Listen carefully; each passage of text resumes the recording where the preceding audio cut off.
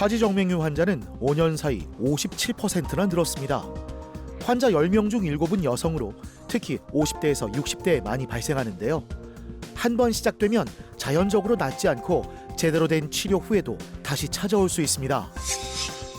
끝났다고 생각한 통증, 그건 시작일지도 모릅니다. 수술을 넘어 완치를 향해 치료 여정을 함께하는 심장혈관 흉부외과 전문의 김병준 원장. 이게 빨갛게 되는 게 피가 역류하는 병적인 소견이거든요. 오른쪽 종아리 뒤쪽에서 예전에는 아마 허벅지에서 혈관을 빼낸 것 같은데 이제 뒤쪽에서 재발을 크게 했어요. 요게 지금 문제예요. 제가 사진을 찍을게요. 이분은 과거에 하지정맥류 수술을 한번 하셨습니다. 그런데 그 허벅지 부분에 하지정맥류 원인 혈관을 발거술이란 방법으로 이제 뽑아내버리는 수술을 했거든요.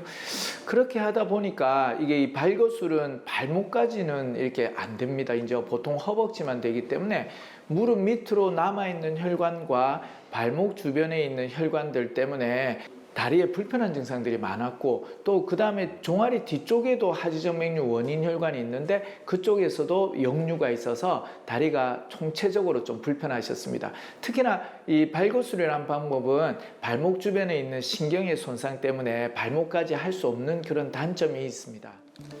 자, 제가 안 아프게 하겠습니다. 따끔합니다. 따끔. 초음파 유도화 혈관 경화요법을 시행합니다. 주사로 혈관을 굳혀 없애는 방식인데요. 초음파로 혈관 위치를 실시간으로 확인하면서 약물을 주입합니다. 절개를 하지 않아 흉터 걱정이 없고 기존 수술로는 접근이 어려웠던 발목 주변 세밀한 혈관까지 치료할 수 있다는 장점이 있습니다. 거미줄 같은 실핏줄로 시작되는 하지정맥류. 늘어난 정맥이 돌출되기도 하고 심하면 피부색이 변하고 결국 피부 궤양으로 이어질 수 있는데요. 하지정맥류는 다리에서 심장으로 올라가야 할 혈액이 여러 가지 원인으로 아래로 역류하면서 생기는 혈액순환 장애입니다. 이런 증상들은 단순 피로와 헷갈리기 쉬운데요. 가장 큰 차이는 반복되고 지속된다는 것입니다.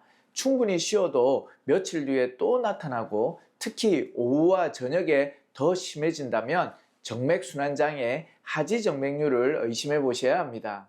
하지정맥류는 치료를 잘 받아도 생물학적 원인으로 다시 재발할 수 있는 질환입니다. 우리 몸이 스스로 회복하려는 과정에서 재발이 생길 수 있는 것인데요. 상처가 아문 자리에 새살이 돋듯이 치료 부위 주변으로 새로운 작은 혈관이 생성되거나 막혔던 혈관이 재개통되면서 역류가 다시 시작되는 것입니다. 또한 치료 당시에는 정상적이었던 혈관이 시간이 지나면서 손상되고 약화되어 하지정맥류가 새로 발생하기도 합니다. 혈관 벽에도 영양을 공급하는 미세혈관 바사바조룸이 있습니다. 큰 혈관을 막아도 이 미세혈관들이 잔뿌리처럼 뻗어나와 기존 혈관과 연결되면서 결국 재발의 통로가 될 수 있는데요. 선생님의 자세한 설명 들어볼까요?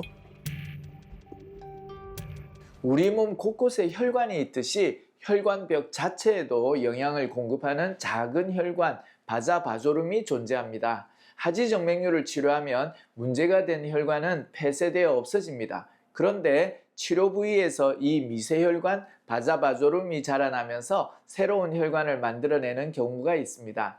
상처가 아문 자리에 새살이 돋는 것처럼 말입니다. 이렇게 새로 생긴 혈관이 주변 혈관과 연결되면서 다시 혈액이 역류하게 됩니다. 또 열로 막아놓은 혈관이 이 미세혈관 바사바조룸에 의해 다시 재개통되는 경우도 있습니다. 이것이 이제 하지정맥류의 원인 혈관입니다. 여기 보면 이렇게 길게 까맣게 보이는 것이 혈관인데요.